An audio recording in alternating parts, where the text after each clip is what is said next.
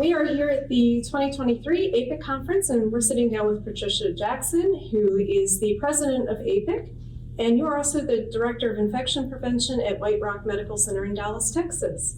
So thank you for sitting down with us. Of course. Tell us a little bit about yourself and your role and what you do with APIC. Of course, yes. Welcome, everyone. I have been an infection preventionist for about 30 years. I'm old. Most of that time, I have worked at big academic medical centers. About a year ago, I transitioned to a small community hospital, and boy, what a contrast, both pluses and minuses. But I love this profession. I love how different it is every day. I love all the people that we get to interact with, including those in sterile processing and all those areas. It's such a pleasure to be in this role, and I'm having a lot of fun being the president this year. Well, that's wonderful. So tell us a little bit about APIC. It is the Professional Association for Infection Preventionists. That's right. So APIC just celebrated its 50th anniversary last year. Congratulations. Yep, we incorporated in 1972 at that time by some really talented infection control nurses. We have about 15,000 members, and we are the organization or the association that represents infection preventionists in a lot of different areas and a lot of different types of people. So traditionally, when we started APIC, it was nurses, as I mentioned.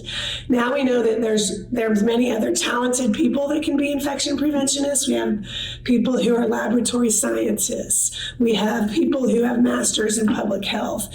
And although our focus initially 50 years ago was acute care, we know that infection prevention is important everywhere. It's important in the ambulatory setting, in the long-term care setting, in the rehab settings. We're doing some work writing infection prevention curriculum for schools.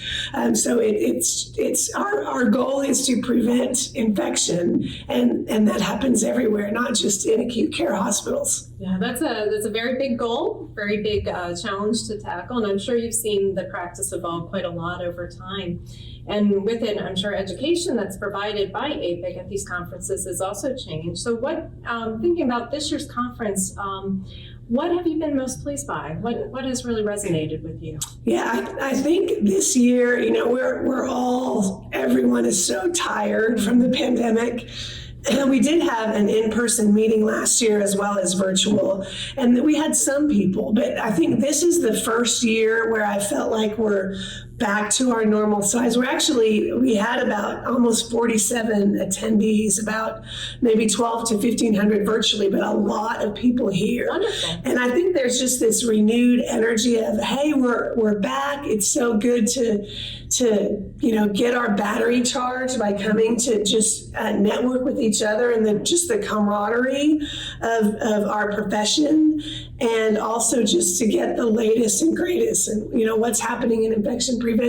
What are people learning from outbreaks at their hospitals or things that they've tried to implement at their hospitals. So I would say the camaraderie and the recharging of our battery and the latest and greatest of what's out there in the field of infection prevention. Yeah, and I have noticed there is a lot of energy here. You can tell people are happy to be back, and they're sharing what they know and learning from each other, and Yes. it's really connecting, which is so important. Yes.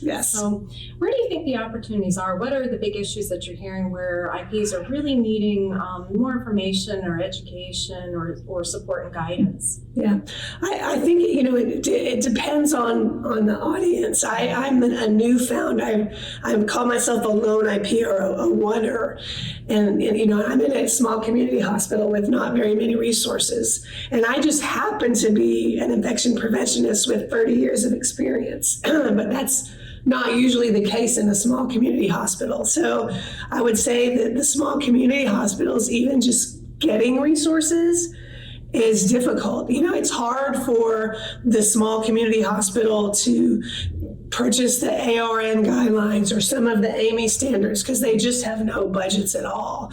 So I think for the smaller communities, we've just established a health equity fund. The idea of empowering and training and giving free resources to some of our most needed members.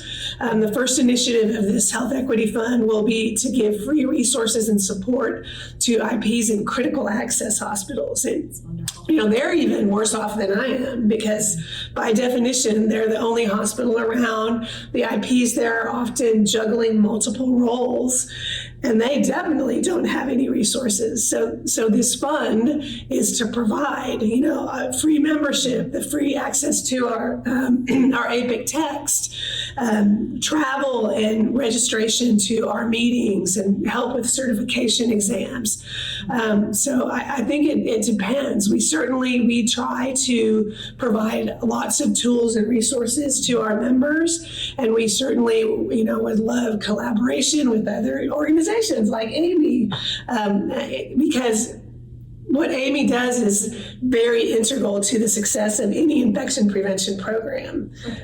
So we love the collaboration with other people also. Oh, that's wonderful. Well, that multidisciplinary approach is increasingly important. Everybody needs to be at the table to really help to advance patient safety, and that's the bottom line, making sure that healthcare is safe for everybody. Absolutely, yeah. Absolutely. And we, as you know, AAMI does have a lot of sterilization standardization work going on, and APIC is a participant, yes. So we're thrilled to have APIC represented, and we would love to get more of the infection preventionist professional perspective involved.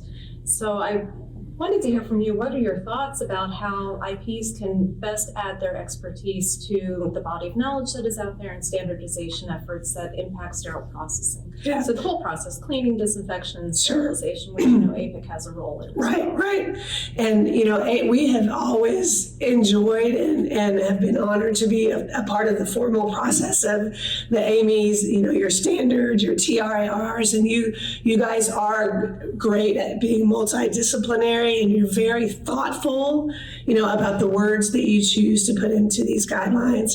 And I think for a lot of IPs, it's sort of, they don't necessarily understand how that works, and they don't necessarily have the time.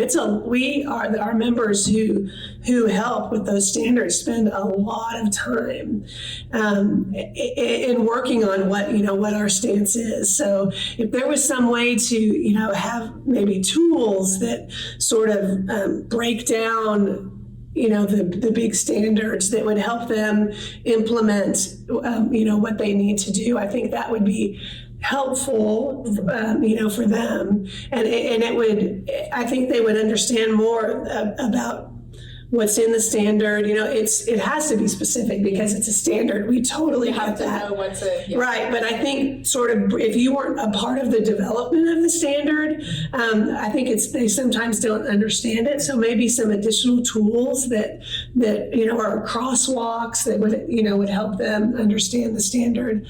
I think then we would get more participation because they would understand it better. Right. If that makes sense. That makes perfect sense. Yeah, and excellent point, because once you develop a standard, you want to make sure it can be adopted and then implemented, right. And implemented in the right. way it's intended to be. And that's exactly. where partnerships are so important with exactly. that additional piece of, and here's how you educate the folks that are within your discipline to know, how to really pick this up and use it. Exactly.